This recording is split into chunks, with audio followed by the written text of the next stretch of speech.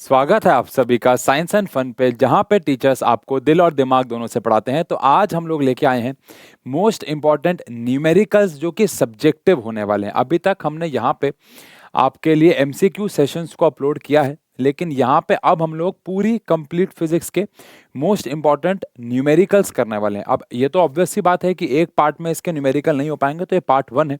अब हो सकता है इसके पार्ट 2 आए या 3 आए, लेकिन न्यूमेरिकल्स के यहाँ पे अब जो लेक्चर्स हैं वो अपलोड होते रहेंगे। पीपीटी आपको टेलीग्राम पे मिल जाएगी, साइंस एंड फन 9-10, नीचे लिंक वगैरह होंगे।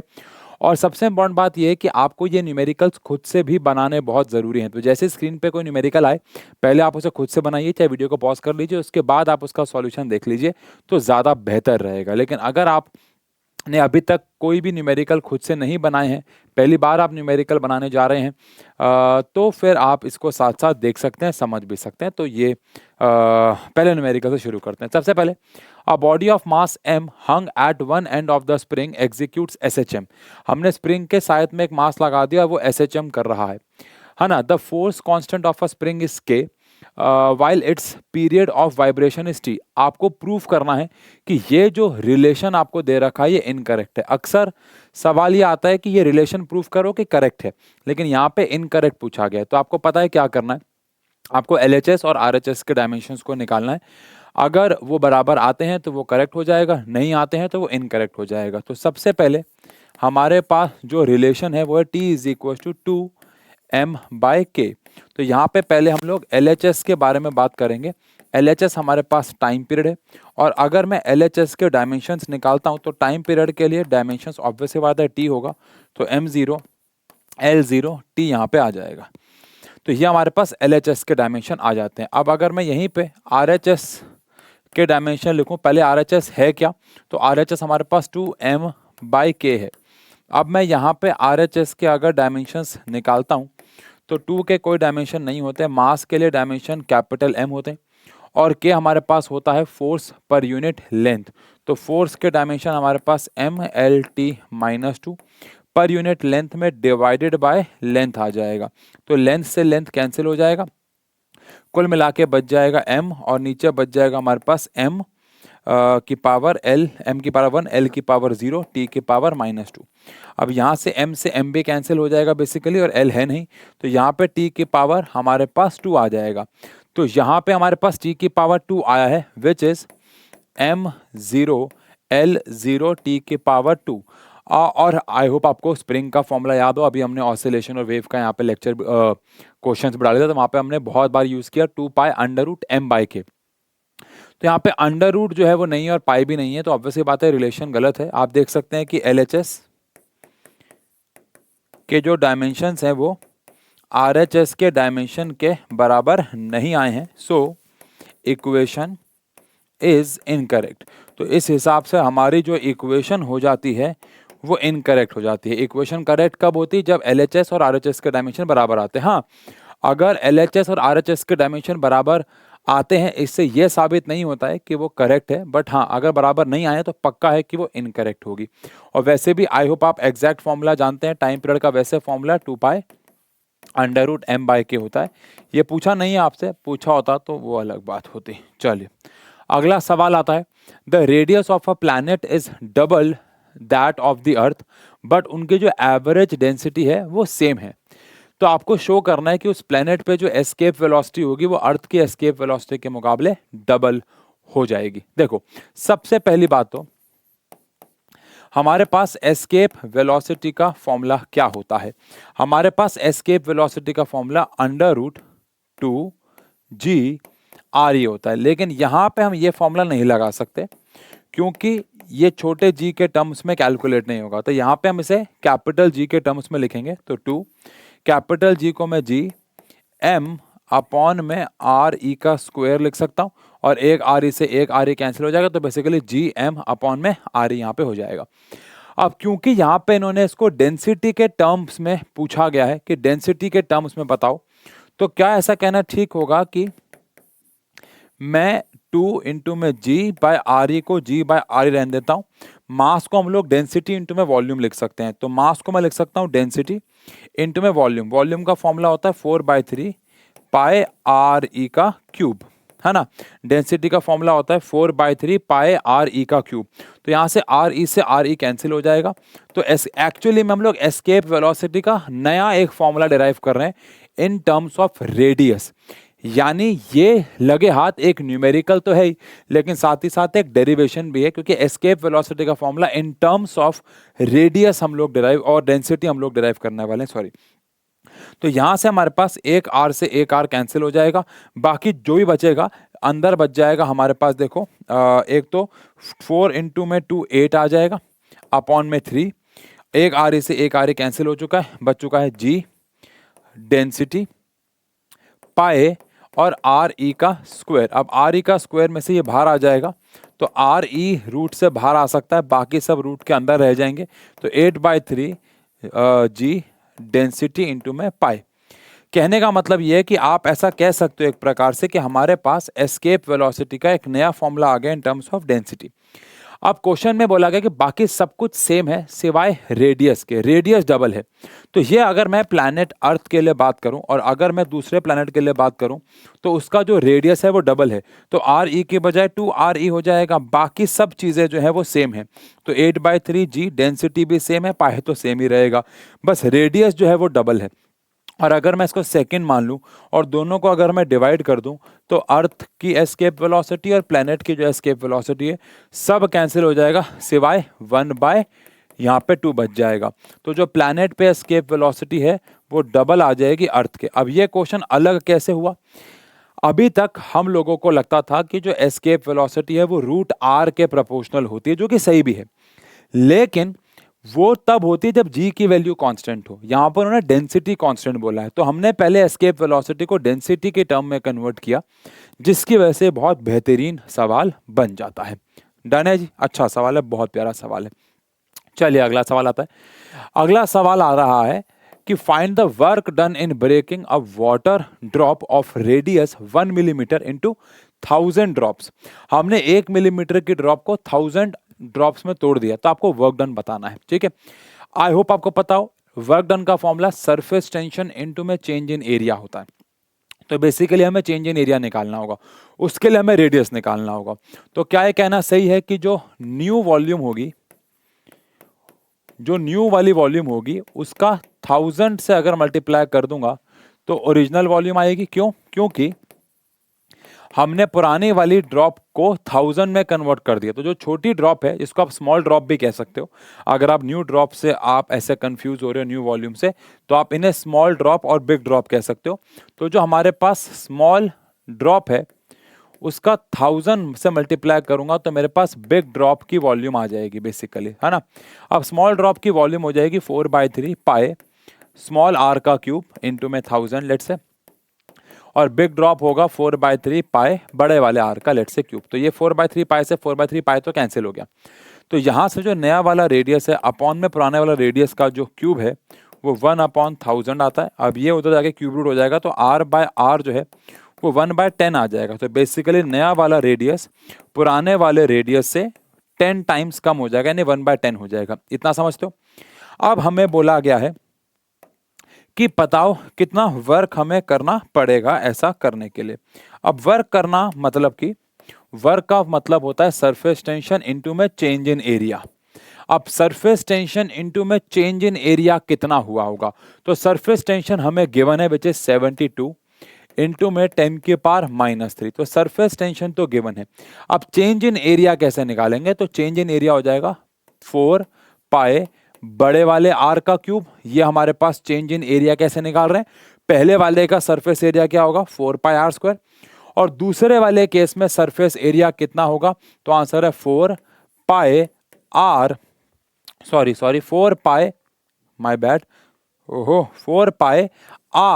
का स्क्वायर होता है। मैंने यहाँ पे क्यूब लगा दिया है। सरफेस एरिया होता है 4πr², और यहाँ पे हो जाएगा 4πr²। समझ गए? यानी कि इस वाले केस में सरफेस टेंशन का फॉर्मूला, वर्क डन का फॉर्मूला सरफेस टेंशन इनटू में चेंज इन एरिया होगा। सरफेस टेंशन हमारे पास 72 × 10⁻³ है। अब चेंज इन एरिया कैसे होगा? फाइनल जो हमारे पास एरिया है बड़े वाले ड्रॉप का माइनस जो छोटे वाले ड्रॉप का है। तो 100,000 ड्रॉप्स में कन्वर्ट किया था, तो रेडियस हमारे पास r/10 आ गया था बेसिकली। समझ गए, यहाँ पे रेडियस हमारे पास क्या आ गया था, r/10। अच्छा, अगर हम लोग ईच ड्रॉप के रिस्पेक्ट से बात करेंगे तो ये तो एक ड्रॉप का आया है, अब इंटू में हमें 1000 भी करना होगा अगर हम ओवरऑल 1000 ड्रॉप्स के सरफेस एरिया को चेंज में कन्वर्ट करने वाले हैं। तो 72 इंटू में 10 की पावर -3, यहाँ से 4 पाई तो कॉमन आ जाएगा, यहाँ पे आर स्क्वायर बचेगा और माइनस यहाँ पे आर जो है वो r/10 का होल स्क्वायर इंटू में 1000 है। अब इसको आगे यार देख लो, सॉल्व कर लेना। 72 इंटू में 10 की पावर -3 इंटू में 4 पाए। अब यहाँ से मैं चाहूँ तो आर स्क्वायर कॉमन में ले सकता हूँ। मुझे इनिशियल रेडियस 1 मिलीमीटर दे रखा है, आर की जगह 1 मिलीमीटर डाल दो, सॉल्व कर दो, इतना जूल आंसर आ जाएगा, जो कि बहुत छोटी वैल्यू आएगी, ऑब्वियसली बात है, बिकॉज यहाँ पे ज़्यादा वर्क डन मिलता नहीं है। बट क्वेश्चन बहुत अच्छा है कि हमने पहले एक ड्रॉप लिया, उसको 1000 टुकड़ों में कन्वर्ट किया, रेडियस निकाला, अब वर्क डन का फॉर्म लगा दिया, सरफेस टेंशन इंटू में चेंज इन एरिया। बहुत बेहतरीन सवाल है, डन है। चलिए अगले सवाल पे आते हैं। सवाल क्या है भाई, a driver of 3 wheeler moving with speed of 36 kilometre per hour, initial speed 36 kilometre per hour है, किलोमीटर पर आवर पसंद नहीं है, जैसे बेटा उसको आप पसंद नहीं थे, और 5/18 से मल्टीप्लाई कर देंगे, काट देंगे, यहाँ पे हमारे पास 2 आ जाएगा, तो 10 मीटर पर सेकेंड आ जाएगा, डन है। उसने एक बच्चे को रोड पे खड़ा हुआ देखा और उसने गाड़ी को ब्रेक मार के रोक दिया और गाड़ी रुक भी गई उसकी, 3 व्हीलर रुक भी गया उसका 4 सेकंड में, तो ऑब्वियसली बात है फाइनल वेलोसिटी उसकी 0 मीटर पर सेकंड हो जाएगी। In the middle of the road and bring his vehicle to rest in time to save the child, what is the average retardation, आपको रिटार्डेशन बताना है और साथ ही साथ, अच्छा रिटार्डेशन नहीं पता नहीं, रिटार्डिंग फोर्स पता नहीं है आपको। जो मास दे रखा है 3 व्हीलर का, जो मास है वो 400 किलो है और उसमें इंसान जो बैठा हुआ है उसका 65 है, तो टोटल मास हो गया 400 प्लस में 65 विच इज 465 kg।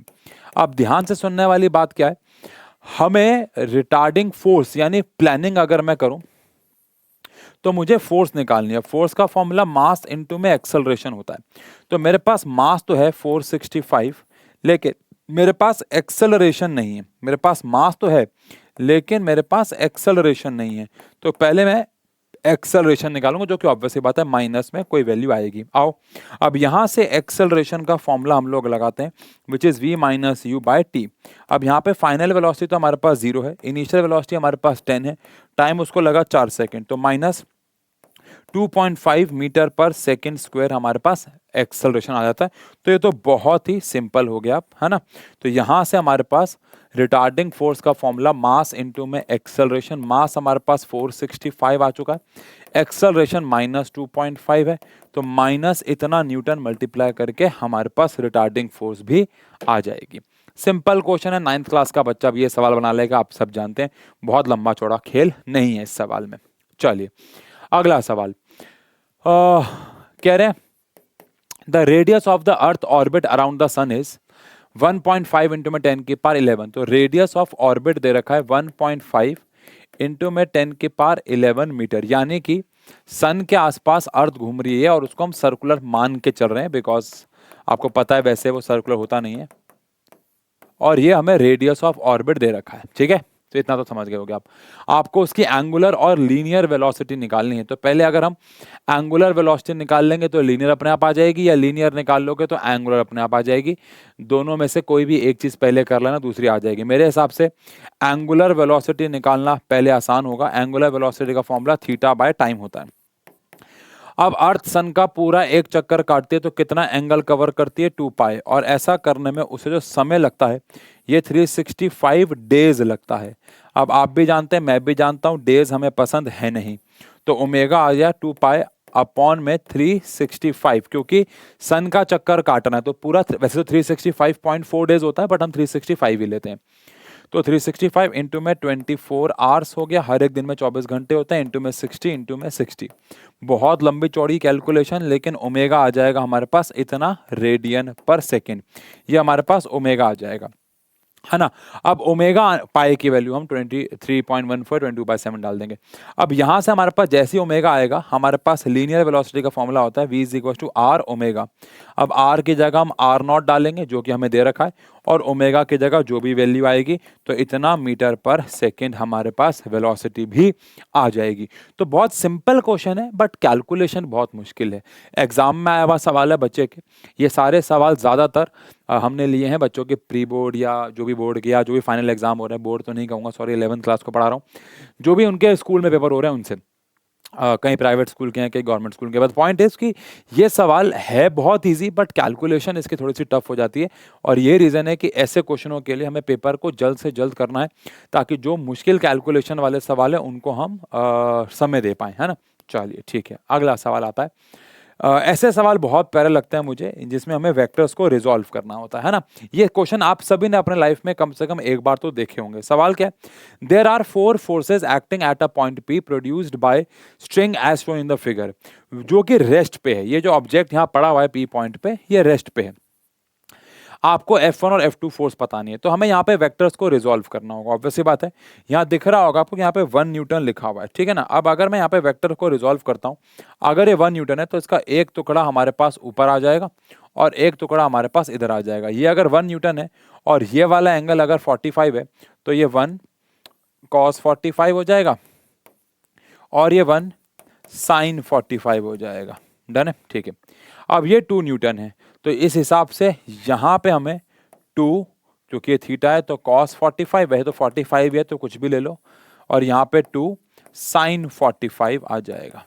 बाकी और किसी को रिजॉल्व करने की जरूरत नहीं है। अब क्योंकि ये ऑब्जेक्ट रेस्ट पे है तो ऊपर की फोर्स नीचे के बराबर होगी और दाएं की फोर्स बाएं के बराबर होगी, होनी तो चाहिए। तो आप ध्यान से देखिएगा। सबसे पहली बात तो ऊपर की फोर्स कौन कौन सी है, एक तो है हमारे पास 2 cos 45 और 1 cos 45, तो 1 cos 45 plus 2 cos 45 degree degree. ऊपर की फोर्स नीचे की फोर्स यानी कि F2 के बराबर होनी चाहिए। आई होप मैंने कुछ मिस ना किया हो।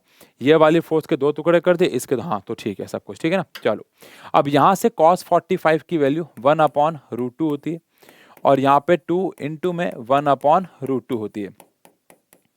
तो यहाँ पे हमारे पास 1/√2 यहाँ पे आ गया और यहाँ पे हमारे पास 2/√2 यहाँ आ गया। अब अगर मैं इसको सॉल्व करता हूँ तो मेरे पास √2 आ गया और ऊपर मेरे पास 3 आ जाएगा। तो F2 की वैल्यू मेरे पास 3/√2 आएगी। आपको रैशनलाइज करना है तो कर सकते हो, इतना न्यूटन आ जाएगा। तो ये मेरे पास F2 आ गया। अब मुझे निकालना है F1। तो F1 निकालने के लिए मैं यहाँ पे काम कर रहा हूँ, ग्रीन कलर से कर देता हूँ। इधर की जो फोर्स है यानी कि 2 sin 45 यह बराबर होगी इधर की फोर्स जो कि F1 प्लस में 1 sin 45, है ना भाई। अब ये 2 sin 45 में से 1 sin 45 माइनस होगा तो ऑब्वियसली बात है सिर्फ sin 45 बच जाएगा। तो sin 45 is equal to F1। अब sin 45 की वैल्यू 1/√2 होती है, तो उस हिसाब से रैशनलाइज अगर मैं करता हूँ इसको तो √2 से मल्टीप्लाई, √2 से डिवाइड, तो 2/√2, जैसे मर्जी आपको देखना है इसको वैसे देख लो, लेकिन इतना न्यूटन हमारे पास आंसर आ जाएगा। अब ये MCQ होता तो पता होता कि भैया फ्रैक्शन में छोड़ना है डेसिमल, बट यहाँ पे आप इसको रैशनलाइज भी कर सकते हो, तो √2/2 करके या इतना भी छोड़ दोगे तो भी चलेगा। पॉइंट इज की बहुत सिंपल क्वेश्चन है, इसमें कंफ्यूज हो जाते हैं बच्चे। बस आपको वेक्टर्स को रिजॉल्व करना है और अगर ऑब्जेक्ट रेस्ट पे है तो लेफ्ट वाली फोर्स को राइट के बराबर रख देना है और राइट वाली फोर्स को लेफ्ट के, ऑब्वियस बात है, और ऊपर वाली फोर्स को नीचे के, तो वो इक्वेट करके काम हो जाएगा। डन है। चलिए अगले सवाल पे आते हैं। ये हमारे पास फ्लूइड का एक सवाल लग रहा है मुझे, बाकी और एक बार पढ़ लेते हैं। कह रहे हैं ब्लड हम ट्रांसफ्यूजन कर रहे थे एक निडल की मदद से और गॉस प्रेशर जो हमारे पास अवेलेबल था उसको धकेलने के लिए वो हमारे पास 2000 पास्कल था। तो बताओ कितनी हाइट पे हम कंटेनर को रखें कि जस्ट ब्लड उसमें एंटर हो जाए। आपको ब्लड की डेंसिटी जो है वो गिवन है 1.05 इंटू में 10 की पावर कितना है भाई 3 kg पर मीटर क्यूब। अब इस सवाल में वैसे तो जो ऊपर केस दे रखा है बस वही बच्चा उसी में कंफ्यूज हो जाता है, अदरवाइज कुछ भी नहीं करना है। कह रहे हैं हमारे पास जो गॉस प्रेशर है यानी कि जो प्रेशर ड्यू टू डेप्थ है ब्लड का वो 2000 पास्कल है। हम चाहते हैं कि ब्लड जब ट्रांसफ्यूज हो तो बस जस्ट जिस मशीन से धकेला जा रहा है जस्ट हमारे वीन में जाके एंटर कर जाए, बहुत ज़्यादा प्रेशर से ना जाए, जस्ट एंटर कर जाए। तो बताओ कितनी हाइट पे रखें। तो ऑब्वियस सी बात है गॉस प्रेशर अगर ये है तो गॉस प्रेशर को हम लोग ρgh से कैलकुलेट करते हैं। अब प्रेशर हमें गिवन है विच इज 2000, रो यानी डेंसिटी हमारे पास 1.05 इंटू में 10⁻³ है। जी की वैल्यू बोला नहीं गया है तो मैं 9.8 या 10 दो भी ले सकता हूं, बस आपको मेंशन करना होगा आप क्या ले रहे हो। तो यहां से आपको हाइट जो है वो कैलकुलेट कर देनी होगी। तो ऊपर हमारे पास आ गया है 2000 और नीचे हमारे पास आ चुका है 1.05 इंटू में 10⁻⁴, है ना। तो यहाँ पे हाइट हमारे पास आ जाएगी 0.2 अपॉन में 1.05। तो एक बार देख लेना, इतना मीटर आपको ऊपर रखना होगा जो कि कुछ सेंटीमीटर ही आएगा। और बहुत बेसिक सवाल, रो जी एच से बराबर। बट ये भाषा पढ़ के कभी कभार हम घबरा जाते हैं, तो सवाल ओवरऑल कुछ भी नहीं है। ठीक है, अगले सवाल पे आते हैं। कह रहे लेट अस कंसीडर कि एक इक्वेशन है half m v square which is equal to m g h where m mass है वगैरह वगैरह वगैरह। चेक करना है कि ये इक्वेशन डायमेंशनली करेक्ट है कि नहीं है। पहली बात तो ये सवाल एनसीईआरटी का है, और देखो ये सवाल एग्जाम में भी आ रखा है ना। ये एनसीईआरटी का एग्जाम्पल है फर्स्ट चैप्टर का, यानी कि यूनिट्स एंड मेजरमेंट का। अब ये इक्वेशन आप सबको पता है डायमेंशनली करेक्ट आ जाएगी, नहीं पता तो मैं भी दिखा दूंगा। लेकिन ये बहुत अच्छी बात है कि ये क्वेश्चन यहाँ पे हमें देखने को मिल गया, बिकॉज जो आज हमने पहला सवाल किया उसमें मैंने आपको बताया भी था कि कोई इक्वेशन अगर डायमेंशनली करेक्ट आ जाती है तो ये जरूरी नहीं है कि वो एक्चुअली में भी करेक्ट हो। जैसे कि इस इक्वेशन में हमारे पास हाफ एम वी स्क्वायर जो है ये एम जी एच के बराबर आएगा कि नहीं आएगा, हमें ये चेक करना है, जो कि आएगा because half m v square भी एक एनर्जी है, एम जी एच भी एनर्जी है। बाकी आओ एक बार चेक कर लें। अब एल एच एस हमारे पास जो है वो हाफ एम वी स्क्वायर है। अब अगर मैं यहाँ पे एल एच एस के डायमेंशंस कैलकुलेट करता हूँ तो हाफ मास के जो डायमेंशंस हमारे पास होते, अच्छा हाफ के तो सॉरी माय बैड, डायमेंशंस होते ही नहीं है कोई। तो मास के लिए कैपिटल एम आ गया और वेलोसिटी के लिए एल टी माइनस 1 का स्क्वायर आ गया। तो कुल मिला के हमारे पास आ गए M L two T minus 2। ये हमारे पास एल एच एस के डायमेंशन आ गए। अब अगर मैं बात करूं आर एच एस के डायमेंशन की, तो आर एच एस में मेरे पास आ जाता है एम जी एच। तो यहां पे आर एच एस के डायमेंशन में मास के लिए m आ गया, g के लिए एल टी माइनस 2 आ गया और h के लिए हमारे पास l आ गया। तो मल्टीप्लाई, आपको पता है यार, ये तो हम बस फॉर्मेलिटी कर रहे हैं, हमको पता है पोटेंशियल एनर्जी एक एनर्जी और हर एक एनर्जी के डायमेंशन बराबर आते हैं। तो यहाँ पे कुल मिला के LHS के जो डायमेंशंस हैं ये बराबर आ जाते हैं RHS के डायमेंशन के, hence equation is dimensionally correct. But हम सब जानते हैं कि एक्चुअली में ये करेक्ट नहीं है, क्योंकि जो काइनेटिक एनर्जी है वो पोटेंशियल एनर्जी के बराबर थोड़ी ना होती है ना भाई। कई कई केसेस में हो जाती है बट हमेशा थोड़ी ना बराबर होती है। तो ये कोई फॉर्मूला नहीं है, बट हाँ डायमेंशनली ये जो फॉर्मूला है वो करेक्ट है और डायमेंशनली ही आपसे पूछा गया भी था। तो अच्छा सवाल। चलिए अगले सवाल पे आते हैं। Banking of road banking of road के ऊपर डेरिवेशन आने के पूरे पूरे चांसेस, बर्नौलीज थ्योरम और बैंकिंग ऑफ रोड, इसके आने के सबसे ज़्यादा चांसेस हैं पेपर में। मुझे लगता है ये भी आपको पता ही है। एक सर्कुलर ट्रैक है जिसका रेडियस है 300 मीटर, ठीक है ना, और वो बैंक्ड है at an angle of 15 degree. अब यहाँ पे एक छोटा सा पंगा है कि जो 15 डिग्री है उसकी आपको वैल्यूज नहीं पता है। तो आपको एग्जाम में जब ये सवाल आएगा तो 15 डिग्री की वैल्यूज गिवन आएंगी, या फिर एक ऐसा एंगल आएगा जैसे कि 30 डिग्री 60 डिग्री। तो ये बच्चे के पेपर में अगर ये सवाल आया था तो ये कॉमन सेंस की बात है कि बच्चे को ये वैल्यू बताई गई होगी, है ना। या फिर हो सकता है कि ये जो सवाल है उसमें हम लोग कॉपी करना भूल गए हैं, जो भी कारण है मुझे नहीं पता। बट ये कॉमन सेंस की बात है कि हम सारे थीटा याद नहीं रख सकते हैं। तो tan 15 की वैल्यू जो है वो आपको एग्जाम में गिवन आएगी, उस चीज की आप टेंशन नहीं लेंगे, ठीक है ना। अब यहां से आपको सबसे पहले तो ऑप्टिमम स्पीड बतानी है, कोफिशिएंट ऑफ विस्कोसिटी आपको, कोफिशिएंट ऑफ फ्रिक्शन आपको 0.2 गिवन है। अब ऑप्टिमम स्पीड आई होप आप ना भूले हो, ऑप्टिमम स्पीड का मतलब होता है ऐसी स्पीड जो कि बिना फ्रिक्शन की रोड पे हम चलें तो स्लिप ना करें। और ऑप्टिमम स्पीड का फॉर्मूला हम लोगों ने डिराइव किया था जो कि आया था आर जी tan थीटा, अगर आपको याद हो तो। अब यहां से रेडियस जो है वो 300 है और जी की वैल्यू आई गेस कुछ बोला नहीं है तो हम 10 ले लेते हैं। और tan 15 डिग्री की वैल्यू जो है वो यहाँ पे पुट हो जाएगी। अभी के लिए मैं आपको कैलकुलेटर से बता देता हूँ कि tan 15 की जो वैल्यू होती है वो क्या होती है। एक सेकेंड, कैलकुलेटर खोल दिया है मैंने, इसकी स्लाइड को सेम कर दिया है। tan 15, 15 में 10, तो 0.27 आप ले सकते हो अभी फिलहाल। तो यहाँ पे अगर मैं वैल्यूज भी पुट कर देता हूँ इसकी, तो ये आ गया 3000 इंटू में 0.27। अब ये भी आप समझ रहे होंगे कि 27 इंटू में 3 जो होता है वो हमारे पास 81 होता है। तो बेसिकली 81 जो है ये हमारे पास एक स्क्वायर भी बनता है 9 का। तो कैलकुलेशन बहुत इजी है यहाँ। अगर एग्जाम में आपको tan 15 की वैल्यू गिवन आती है तो, अगर गिवन आती है तो, नहीं गिवन आती है तो फिर तो इम्पॉसिबल हो जाएगा ये सॉल्व करना, ठीक है। बाकी अगर आपके स्कूल में ऐसा बोला है, देखो मुझे नहीं पता, 11th क्लास में हो आप, क्या पता ऐसे भी बोला हो इनके स्कूल में कि बेटा tan 15 की वैल्यू भी आप याद करो, है ना, 15 भी याद कर लो बेटा, 65 कुछ वैल्यूज और बोली हूँ याद करने के लिए, वो मेरे को नहीं पता है, बट उसूलन हमें याद नहीं करना है, ठीक है। अब हमारे पास ऑप्टिमम स्पीड आ जाती है।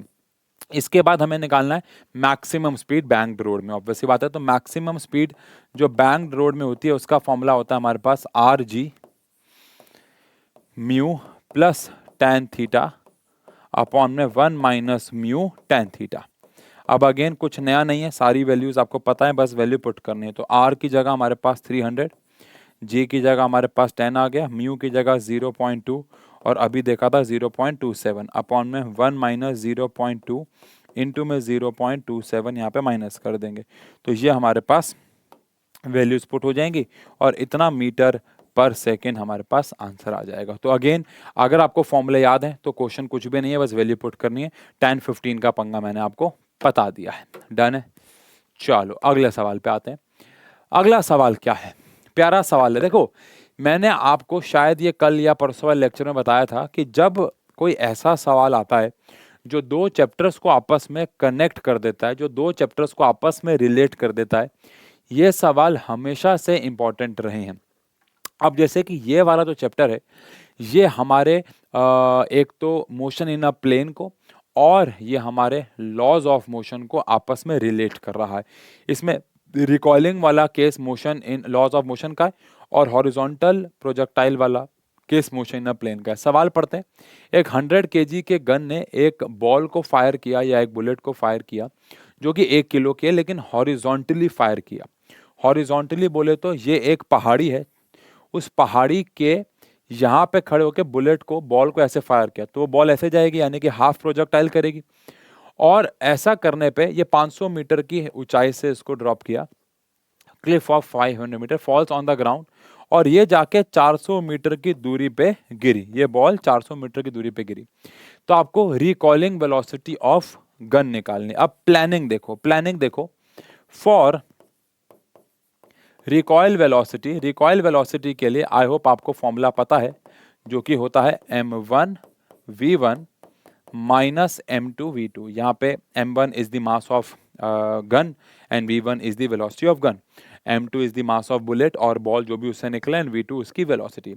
तो यहाँ पे हमारे पास सारी वेलोसिटीज हैं जिसमें से हमें v1 निकालना है और v2 है नहीं, मतलब सॉरी मास हमारे पास है दोनों के। v1 यानी गन की वेलोसिटी हमें निकालनी है लेकिन v2 नहीं है। तो पहले क्यों ना हम ये निकालें कि यहाँ से इसे कितनी वेलोसिटी से फेंका गया है जिसकी वजह से ये आगे गया है। अब इसके लिए मैं कौन सी इक्वेशन लगाऊंगा? सबसे पहले यहाँ से जो x डायरेक्शन से मैंने ऑब्जेक्ट को फेंका ये मेरे पास नहीं है, कितने वेलोसिटी से मैंने इसे फेंका, कितने वेलोसिटी से ये गन से बॉल बाहर निकल के आई, ये वेलोसिटी मेरे पास नहीं है। लेकिन मेरे पास y एक्सिस का डिस्टेंस बिल्कुल है, वो है 500, और x एक्सिस का डिस्टेंस भी है मेरे पास जो कि है 400। और आप सबको पता है कि जो y डायरेक्शन की इनिशियल वेलोसिटी है वो 0 है, यानी कि बॉल को y डायरेक्शन के रिस्पेक्ट से नहीं फेंका गया है। तो y डायरेक्शन की वेलोसिटी जो है वो 0 है। तो पहले मुझे यहाँ पे टाइम निकालना पड़ेगा कि कितना टाइम लगा उसे नीचे आने में, और फिर उस टाइम की वैल्यू को मैं x एक्सिस की इक्वेशन में पुट करके ux निकाल लूंगा। प्लान कैसा है देखो सुनो। अगर मैं सीधा लगाता हूँ x डायरेक्शन के लिए तो s is equal to ut पे मुझे टाइम चाहिए होगा, जो कि टाइम मेरे पास है नहीं। और अगर मैं इक्वेशन फर्स्ट लगाऊंगा तो वो लग नहीं सकती, बिकॉज एक्स डायरेक्शन का एक्सेलरेशन 0 है। आसान भाषा में कहूँ तो मुझे y एक्सिस से टाइम निकालना पड़ेगा और x एक्सिस में पुट करना होगा। तो y is equal to u by t plus half a y t square. अब यू वाई हमारे पास 0 है और वाई एक्सिस में हम लोग 500 चले हैं और यहाँ पे हाफ एक्सेलरेशन वाई डायरेक्शन का यानी कि g10 होता है और इसको इससे डिवाइड कर दूंगा तो 5, इसको इससे काट दूंगा तो 100, तो टी स्क्वायर अगर 100 आ गया तो टाइम हमारे पास 10 सेकेंड आ जाता है। ये हमारे पास 10 सेकेंड आ गया वाई एक्सिस के इक्वेशन लगा के। अब इस वाई एक्सिस की इक्वेशन में जो टाइम आया है, एक्स में भी टाइम तो सेम ही होगा, तो x is equal to u x t plus half a x t. Projectile motion में आप सबको पता है एक्स डायरेक्शन में एक्सेलरेशन नहीं होता है, तो x हमारे पास 400 है, यू एक्स मुझे निकालना है और टाइम मेरे पास 10 है, तो यू एक्स बेसिकली मेरे पास 40 मीटर पर सेकेंड हो जाएगा। अब बहुत भयंकर सवाल ये इसलिए हो जाता है बिकॉज हमें निकालना रिकॉलिंग वेलोसिटी ऑफ गन है, लेकिन देखो हम कर क्या रहे हैं, तो ये करना जरूरी है क्योंकि हमें बुलेट की यानी कि बॉल की वेलोसिटी जो है वो पहले कैलकुलेट एक्चुअली करनी पड़ेगी। अब मैं यहाँ पे आता हूँ M1 जो कि गन का मास है 100 और उसकी मुझे रिकॉलिंग वेलोसिटी निकालनी है। अब M2 जो कि हमारे बुलेट का मास है या बॉल का, देखो बॉल बुलेट आप समझ के चलो एक ही बात है क्योंकि गन से निकल रही है, वो चाहे बॉल हो चाहे बुलेट हो यार, है ना। इसका जो मास हमारे पास है वो 1 kg है, -1 kg, और इसकी जो वेलोसिटी हमारे पास आई है वो 40 आई है। लाजवाब सवाल है। तो यहाँ से हमारे पास -40 अपॉन में 100 आ जाता है। ये सवाल तो मैंने पेड बैच में भी नहीं करवाया है, तो करवाऊंगा क्योंकि ये दो चैप्टर्स को आपस में रिलेट करता है, तो सवाल बहुत प्यारा हो जाता है। तो -0.4 मीटर पर सेकेंड हमारे पास यहाँ पे आंसर आ जाता है। तो ये हमारे पास माइनस में आना बनता है, आपको पता है क्यों, क्योंकि रिकॉलिंग वेलोसिटी है। तो ये एक बहुत बेहतरीन सवालों में से एक बन जाता है, डन हो जाता है। चलिए, अच्छा यहाँ पे हमने एक जगह भी छोड़ी थी इसके लिए। अगला सवाल आता है कि एक batsman hits back a ball straight in the direction of the bowler without changing it's initial speed. तो इनिशियल स्पीड हमारे पास 12 मीटर पर सेकेंड है और फाइनल भी 12 है, बट आप सब जानते हैं कि मैंने यहाँ पे एक चीज मिस करी है और वो क्या है, अगर बॉल आई बैट्समैन की तरफ और उसने सेम मार दिया तो एक को हमें माइनस लेना होगा। अगेन आप किसी को भी माइनस ले सकते हो, ये बात आपको पता होनी चाहिए। तो मैंने इनिशियल को माइनस ले लिया और फाइनल को प्लस, इररिस्पेक्टिव ऑफ दैट आप कुछ भी कर सकते हो। अब बॉल का जो मास हमारे पास है वो 0.15 kg है। आपको यहाँ पे क्या निकालना है, इम्पल्स निकालना है। प्लानिंग क्या कहती है, इम्पल्स का प्लानिंग की तो खैर यहाँ पे कुछ करना ही नहीं है। इम्पल्स का फॉर्मूला चेंज इन मोमेंटम होता है, चेंज इन मोमेंटम होता है final momentum minus initial momentum. यहाँ पे मास मैंने कॉमन ले लिया तो v माइनस यू आ गया, बाकी सब आप जानते ही हैं, वैल्यू पुट करनी है। मास हमारे पास 0.15 है, फाइनल वेलोसिटी हमारे पास 12 है, माइनस इनिशियल हमारे पास 12 ही है, तो माइनस माइनस प्लस। अब सोचो अगर आपने यहाँ पे एक जगह माइनस नहीं लिया होता, जो कि लेना है बिकॉज जाती बार की वेलोसिटी ऐसी, आती बार की ऐसी, बट इन केस अगर आप माइनस लेना भूल जाते हो तो क्या पंगा होगा आप जानते हैं ना। आप जानते हैं पंगा ये होगा कि आंसर आपका 0 आ जाएगा, जो कि नहीं है। तो यहाँ पे हमारे पास 0.15 माइनस माइनस प्लस 24 आ जाएगा। यहाँ से मल्टीप्लाई करा, इम्पल्स की यूनिट मोमेंटम की यूनिट जैसी ही होती है which is kg metre per second, तो इम्पल्स हमारे पास आ जाएगा। आसान सवाल है, बढ़िया सवाल है, डन हो गया। चलिए अगला सवाल। हाँ, ये अगेन एक ऐसे वाले सवाल आपको एग्जाम में बहुत मिलेंगे, ठीक है। आप चाहो तो वीडियो को पॉज, देखो चाहो क्या बेटा, मैंने आपको पहले बोला आप बहुत सारे सवाल प्लीज खुद से ही बनाना वीडियो को पॉज करके, तो वीडियो को पॉज करके आप इस सवाल को बना सकते हो। सवाल क्या है, if earth has mass 9 times and radius twice that of planet Mars, यानी कि अगर मार्स का मास m है तो अर्थ का मास जो है वो मार्स के मुकाबले 9 गुना है, ये पहली चीज है। और रेडियस दुगना है, यानी अर्थ का जो रेडियस है वो मार्स के रेडियस से दुगना है। ओके हो गया, ये दो चीजें हमें गिवन है। कैलकुलेट आपको minimum velocity required for the rocket to pull out of the gravitational force. तो यहाँ पे एक्चुअली में हमें एस्केप वेलोसिटी ही निकालनी है, बस घुमा फिरा के बोला हुआ है, ठीक है जी। हमें अर्थ की एस्केप वेलोसिटी गिवन है, तो पहले मैं अगर अर्थ के लिए काम करूं तो अर्थ के लिए एस्केप वेलोसिटी का फॉर्मूला हमारे पास 2g mass of earth upon में रेडियस ऑफ अर्थ आएगा। ये एस्केप वेलोसिटी का फॉर्मूला जो कि 2 छोटा g बाय r भी हो सकता है। अब अगर मैं यहाँ पे मार्स के टर्म्स में इसके लिए काम करूं तो हमारे पास 1 अपॉन भी कर सकते हो, आपकी चॉइस है, कंफ्यूजन नहीं होगी। अगर मैं मार्स के टर्म्स में करूं तो मार्स के लिए √2 g तो सेम ही रहेगा, मार्स का मास अपॉन में मार्स का रेडियस आ जाएगा। अब यहां से एस्केप वेलोसिटी मार्स की निकालने वाला हूं, तो 2 रहेगा, जी तो जी रहेगा। अब मार्स का मास जो है वो अर्थ के मुकाबले 1/9 टाइम्स है, तो अर्थ के मुकाबले 1/9 कर दिया, और रेडियस जो है वो अर्थ के मुकाबले 1/2 हो जाएगा, अर्थ के मुकाबले 1/2 हो जाएगा, उल्टा हो जाएगा ना, उल्टा, ठीक है। अब यहां से हमारे पास ये बेसिकली ओवरऑल अगर बात करूं तो ये आ जाएगा √2 G m/E/r, जो कि अर्थ की एस्केप वेलोसिटी है, और ये आ जाएगा हमारे पास इंटू में 2/9, ये रूट में है 2/9, ध्यान रखिएगा। तो यहाँ पे बेसिकली मार्स की जो एस्केप वेलोसिटी है ये हमारी अर्थ की एस्केप वेलोसिटी है, और ये रूट में है तो √2, और 9 रूट में जाके 3 आ गया, तो यानी कि जो मार्स की एस्केप वेलोसिटी है वो अर्थ की एस्केप वेलोसिटी के मुकाबले √2/3 टाइम्स होगी। अब जो भी वैल्यूज है यहाँ पे आओ पुट कर देते हैं, तो अर्थ की एस्केप वेलोसिटी हमारे पास 11.2 किलोमीटर है, √2 केवल 1.41 डाल सकते हो आप, 1.41 डाल सकते हो, और जो 3 है वो तो 3 है, तो कैलकुलेट किया इतना किलोमीटर पर सेकेंड आ जाएगा। तो एक बहुत अच्छा, एक बहुत कंसेप्चुअल सवाल है, थोड़ा आपसे खेला हुआ है, और उसके साथ ये क्वेश्चन है, तो प्यारा सवाल है, सारे सवाल प्यारे लाए हूँ यार, ऐसा तो है नहीं कि आंख बंद करके तंबोला खेल रहे हैं और जो भी आए, नहीं नहीं बेटा, सारे क्वेश्चन देखे जाते हैं, उनके बाद लाया जाता है, कंसेप्ट भी क्लियर हो, अच्छे अच्छे सवाल भी आपको देखने को मिले। चलिए अगेन बर्नौलीज थ्योरम के ऊपर क्वेश्चन। बर्नौली थ्योरम की डेरिवेशन के साथ अक्सर एक न्यूमेरिकल आपको मिलता है 5 नंबर में, डेरिवेशन के साथ अक्सर नीचे एक छोटा सा न्यूमेरिकल होता है, तो वो न्यूमेरिकल यही हो सकते हैं जो कि 2 नंबर में आ सकते हैं।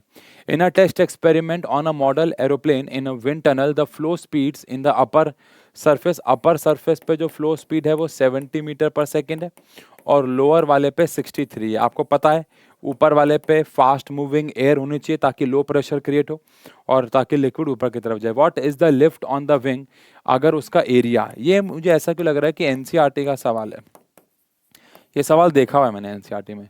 आपको डेंसिटी ऑफ एयर भी है जो वो गिवन है, डेंसिटी ऑफ एयर भी है जो वो गिवन है। डेंसिटी ऑफ एयर जो है वो कितना है, 1.3 kg पर मीटर क्यूब, ठीक है। बना सकते हो चाहो तो आप ये सवाल खुद वैसे, बिकॉज बहुत ईजी है, बट आओ कोई दिक्कत नहीं है। प्लानिंग क्या है, हमें क्या निकालना है, हमें निकालना है लिफ्ट। लिफ्ट का मतलब है हमें निकालना है फोर्स, लिफ्ट कितना लगेगा इस पे, मतलब कि फोर्स कितना होगा। अब फोर्स से पहले अगर मैं प्रेशर निकाल लूँ, जो कि बर्नौली थ्योरम से मैं प्रेशर निकाल लूंगा, तो प्रेशर का formula force upon area put करके वहां से मैं फोर्स कैलकुलेट कर सकता हूं। आओ अब according to Bernoulli's theorem P1 plus half rho V1 का square plus rho GH1 is equal to P2 plus half rho V2 का स्क्वायर प्लस रो GH2। अब प्लेन में हाइट तो सेम है, तो रो GH1 से रो GH2 तो कैंसिल हो जाएगा। अब अगर मैं इसको इधर ले जाऊं तो P2 माइनस P1 जो कि प्रेशर डिफरेंस होगा, और इसको इधर ले जाऊं तो हाफ रो V1 का स्क्वायर माइनस V2 का स्क्वायर, हाफ रो कॉमन आ गया। अब P2 माइनस P1 हमारे पास चेंज इन प्रेशर यानी कि प्रेशर डिफरेंस होता है, हाफ डेंसिटी की वैल्यू हमारे पास 1.3 है, और V1 हमारे पास 70 का स्क्वायर है, और V2 मेरे पास 63 का स्क्वायर है। इसको सॉल्व किया, यहाँ से हमारे पास चेंज इन प्रेशर सब कुछ SI में डाला है तो पास्कल में आ जाएगा। अब तक तो समझ गए होगे अब क्या करना है। अब यहाँ से हमारे पास जो फोर्स होती है यानी कि जो लिफ्ट होता है उसका फॉर्मूला प्रेशर इंटू में एरिया होता है। प्रेशर का फॉर्मूला फोर्स अपॉन एरिया, तो फोर्स का फॉर्मूला प्रेशर इंटू में एरिया हो जाएगा। प्रेशर डिफरेंस आ चुका है हमारे पास, और एरिया हमारे पास 2.5 है, मल्टीप्लाई किया इतना न्यूटन हमारे पास लिफ्ट यानी कि फोर्स आ जाएगी। तो प्यारा क्वेश्चन है, चाहे एक बार आराम से देख लो ठंडे दिमाग से कि हमने क्या किया। कई बार बच्चे पूछते हैं कि यहाँ पे आपने रो GH1 से रो GH2 कैंसिल क्यों कर दिया, तो आंसर है रो GH1 से रो GH2 कैंसिल इसलिए करा जाता है क्योंकि दोनों विंग्स में हाइट जो रहती है वो सेम रहती है बेसिकली।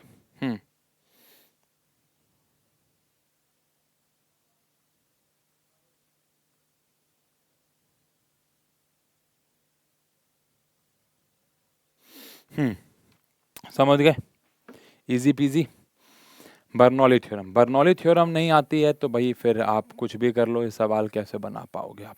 डन है, चलिए अगले सवाल पे आते हैं। सवाल एनसीईआरटी से मिलता जुलता है बट शायद वैल्यूज चेंज कर दी गई हैं। सवाल को एक बार पढ़ लो। A truck starts from rest and accelerates uniformly at 2 metre per second square. ठीक है, 2 मीटर पर सेकेंड स्क्वायर से वो एक्सेलरेट करता है, रेस्ट से शुरू करता है। Time t is equal to 10 second पे एक पत्थर को ड्रॉप किया गया जो कि 6 मीटर ऊपर फेंका गया। आपको उसकी वेलोसिटी और एक्सेलरेशन निकालना है 11वें सेकंड पे। ठीक है, अगेन बहुत प्यारा सवाल। ठीक है, सबसे पहली बात तो 10 सेकंड पे जब पत्थर को फेंका गया तो उसके पास दो प्रकार की वेलोसिटीज होंगी। आफ्टर 10 सेकेंड जब उसको ड्रॉप किया गया तो उस पर दो वेलोसिटी होंगी। एक तो ट्रक, क्योंकि ट्रक भी कुछ वेलोसिटी पे आ चुका होगा और आप ट्रक के अंदर ही हो और आपने पत्थर पकड़ा हुआ है, तो जो ट्रक की वेलोसिटी होगी वही आपकी होगी और जो आपकी होगी वही पत्थर की भी होगी। तो इसके पास एक वेलोसिटी v1 तो यहाँ होगी और 11वें सेकंड पे इसकी एक वेलोसिटी नीचे की तरफ भी हो चुकी होगी। तो हमें दोनों वेलोसिटी निकालनी होगी। 10 सेकंड तक नीचे की तरफ कोई वेलोसिटी नहीं होगी बिकॉज आपने उसे पकड़ के रखा हुआ है, लेकिन 10वें सेकंड पे छोड़ दिया तो 1 सेकंड तक यानी 10 से लेके 11 तक वो नीचे आएगा, तो उसके पास कोई नीचे की वेलोसिटी भी होगी और ये वाली तो रहेगी ही रहेगी। तो नेट वेलोसिटी इन दोनों का स्क्वायर का एडिशन का अंडर रूट होगा, यानी v1 का स्क्वायर प्लस v2 का स्क्वायर। आप इसे 1 2 की बजाय x डायरेक्शन और y डायरेक्शन भी बोल सकते हो, जैसा आपको ठीक लगे। ठीक है ना, आप इसे x डायरेक्शन और y डायरेक्शन नाम भी दे सकते हो, अप टू यू। अब यहाँ पे पहले हम ये कैलकुलेट कर लेते हैं कि 10 सेकंड के बाद इसकी वेलोसिटी होगी कितनी। तो Vx is equal to Ux plus AXT होगा। अब ये प्रोजेक्टाइल मोशन नहीं है तो आप AX को 0 मत पुट कर देना। यहाँ पे AX मतलब x डायरेक्शन का मतलब कि ट्रक का एक्सेलरेशन जो कि 2 है और टाइम हमारे पास 10 है। तो यहाँ पे x डायरेक्शन की जो वेलोसिटी आ जाएगी वो 20 मीटर पर सेकेंड आ जाएगी। अब ऑब्वियसली बात है, अगर G10 लेना है तो y डायरेक्शन की वेलोसिटी 1 सेकंड के बाद वैसे तो 10 होगी, बताओ एक बार फिर भी कैलकुलेट कर लें। तो Vy is equal to Uy plus AYT। Vy मुझे निकालना है, अगेन ऊपर से नीचे में इनिशियल तो 0 ही थी। अब ऊपर से नीचे का एक्सेलरेशन फ्री फॉल का 10 होता है, टाइम हमारे पास 1 है। 1 क्यों? बिकॉज 10 सेकंड तक आपने उसे पकड़ के रखा था, छोड़ा नहीं था, तो 10 सेकंड तक तो उसकी वेलोसिटी 0 थी।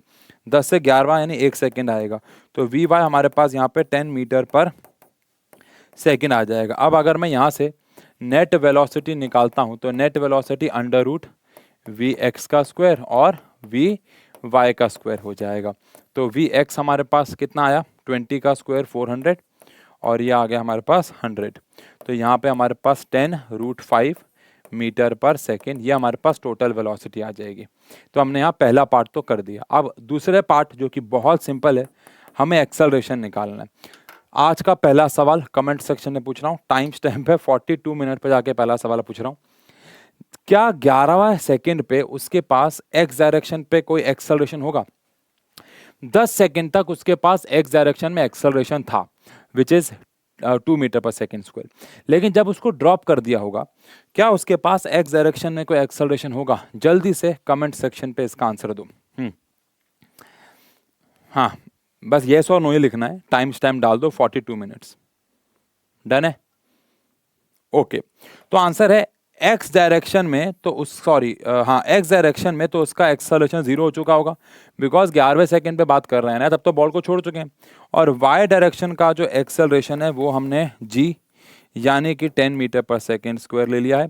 तो यहाँ पे कुछ कैलकुलेट करने की जरूरत नहीं है, आंसर सिर्फ 10 मीटर पर सेकेंड है। ठीक है, आंसर सिर्फ 10 मीटर पर सेकेंड यहाँ पे आ जाता है। बात समझ में आती है? तो ये क्वेश्चन हमारे पास जो है ये मोशन इन अ प्लेन का है, proper motion in a plane का सवाल है।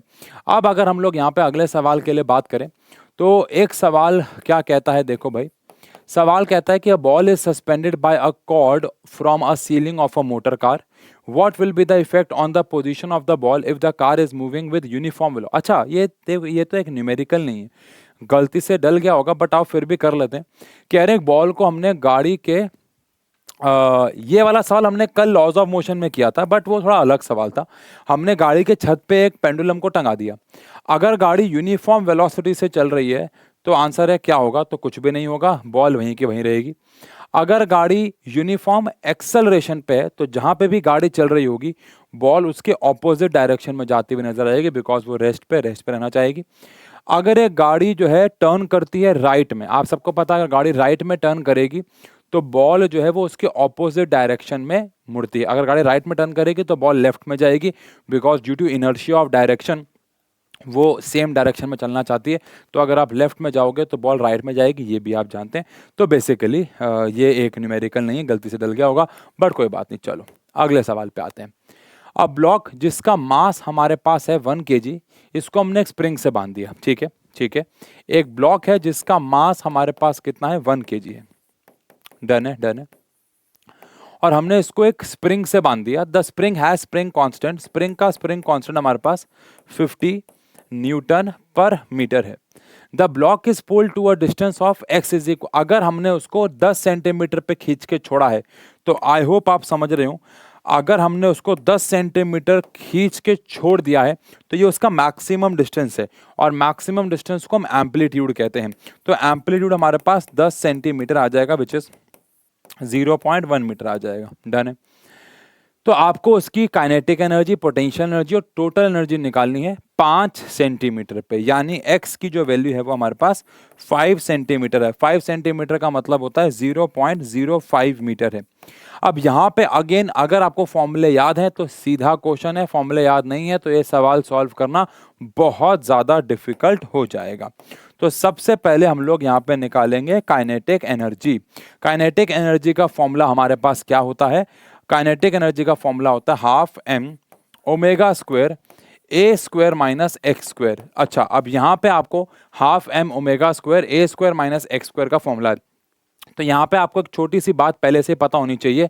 वो क्या बात है, वो मैं यहाँ पे ग्रीन कलर से लिख देता हूँ कि के जो होता है, के का फॉर्मूला हमारे पास सॉरी एम ओमेगा स्क्वायर जो है वो के बराबर होता है ना भाई। एम ओमेगा स्क्वायर जो है वो के बराबर होता है। एम ओमेगा स्क्वायर जो है वो के बराबर होता है। एक्चुअली ओमेगा की वैल्यू अंडर रूट के बाय एम हो जाती है। पता है ना ये बात, तो ये बात तो पता है ना कि m omega square spring constant के बराबर होता है, ये हमने ऑसिलेशन में प्रूफ किया हुआ है। तो यहाँ पे मैं हाफ एम ओमेगा स्क्वायर की जगह के लिख सकता हूँ, तो ए स्क्वायर माइनस एक्स स्क्वायर। तो ये हमारे पास काइनेटिक एनर्जी का फॉर्मूला बन जाएगा। अब हमारे पास सारी वैल्यूज हैं, मास की जरूरत है नहीं फिलहाल। तो के हमारे पास स्प्रिंग कांस्टेंट जो हमारे पास 50 है, एम्पलीट्यूड हमारे पास 0.1 है, इसका स्क्वायर है।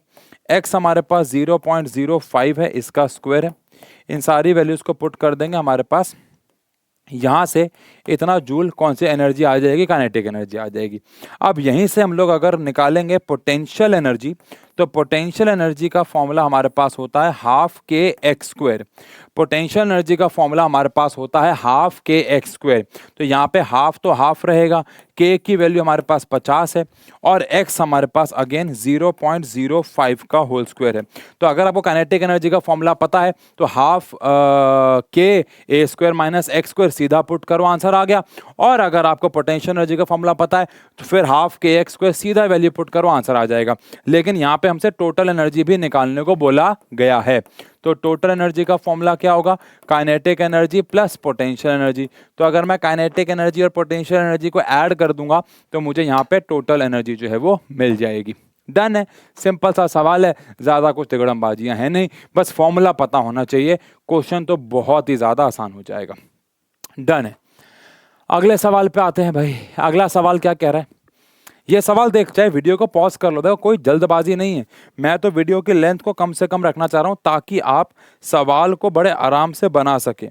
तो कोई जल्दबाजी नहीं है, आप चाहे इसको देख लो उसके बाद आगे बढ़ो। ऐसा थोड़ी ना है कि हम घर जा रहे हैं, कुछ नहीं हो रहा, आराम से देखो, कोई जल्दबाजी नहीं है। वीडियो को पॉज कर लो चाहे।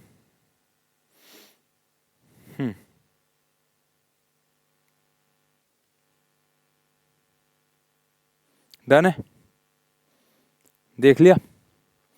अगला सवाल, अगला सवाल पढ़ते हैं। अगला सवाल क्या कह रहा है भाई, एक बुलेट है हमारे पास,